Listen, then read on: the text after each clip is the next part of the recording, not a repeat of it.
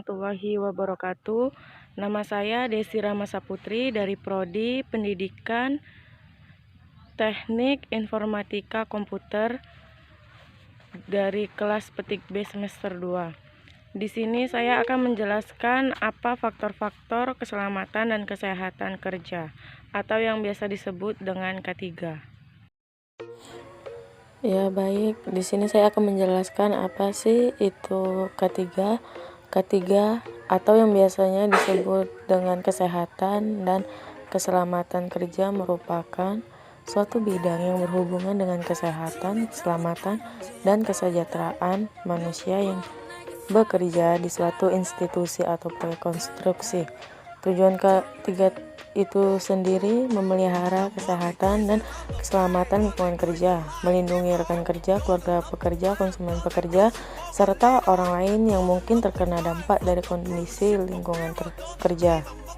Faktor utama dalam K3 lingkungan kerja di antara lain, yang pertama itu faktor fisika. Faktor fisika adalah faktor yang dapat mempengaruhi aktivitas pekerja yang bersifat fisika diakibatkan oleh penggunaan mesin, peralatan, bahan, dan kondisi lingkungan di sekitar tempat kerja yang dapat mengakibatkan gangguan.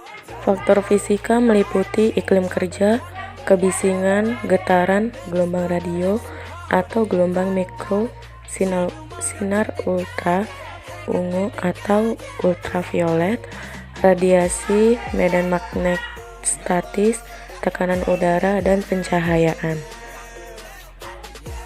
Faktor yang kedua adalah faktor kimia.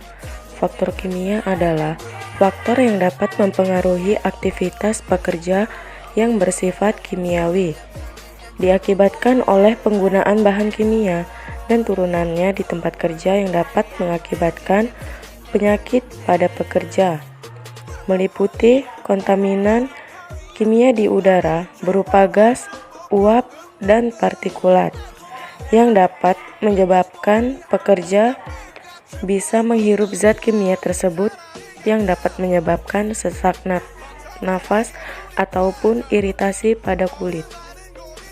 Faktor yang ketiga adalah faktor biologi.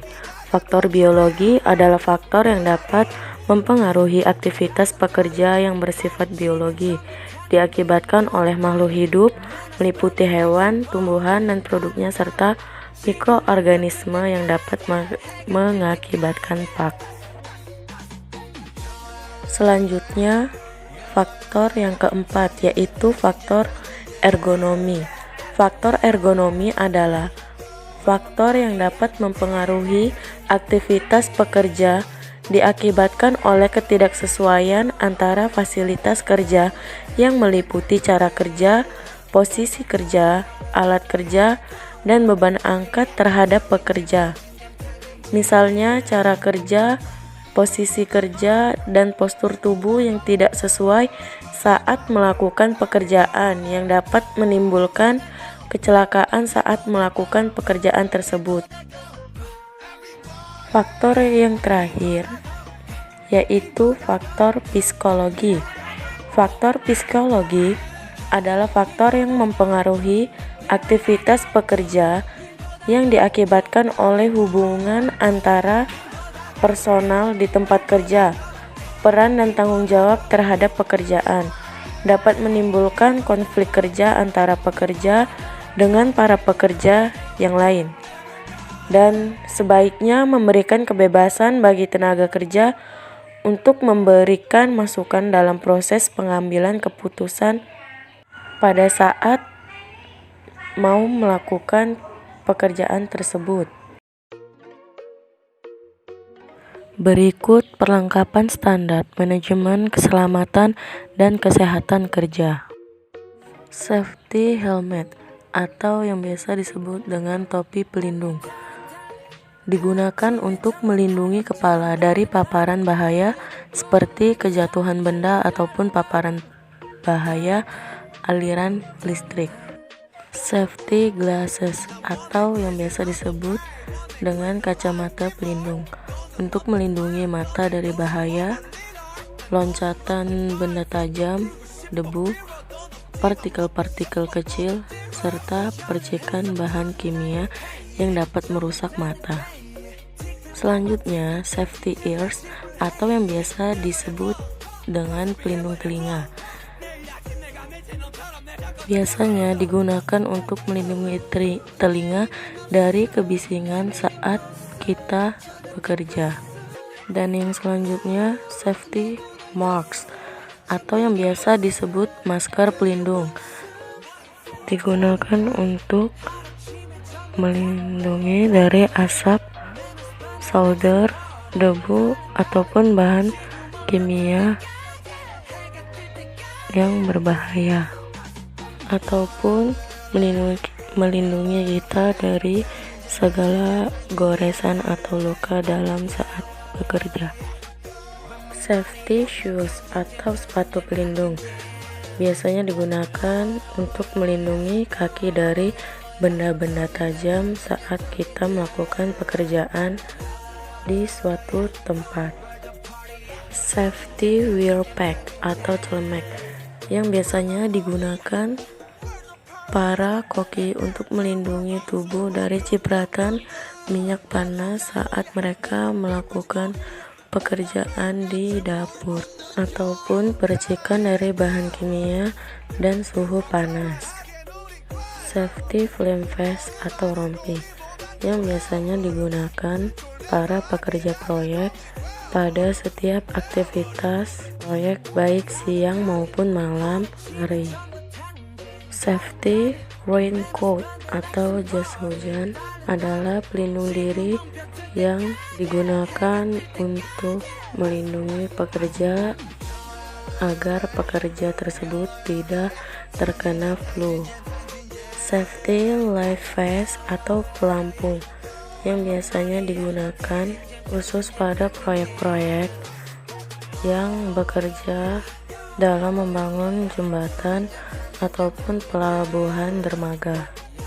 Safety seat belt atau yang disebut dengan sabuk pengaman yang biasa digunakan untuk para supir ataupun penumpang agar terhindar dari benturan saat terjadinya kecelakaan.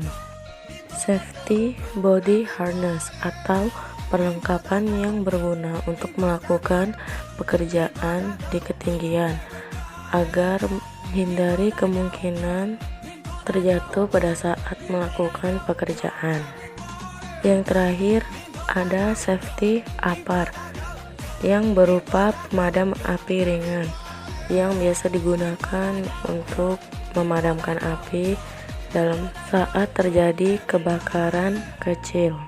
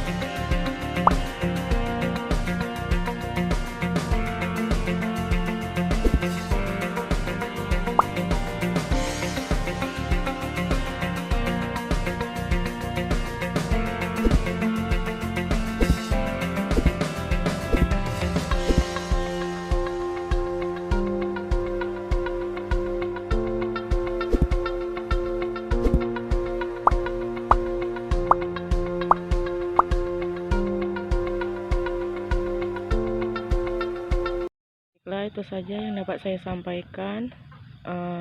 Assalamualaikum warahmatullahi wabarakatuh.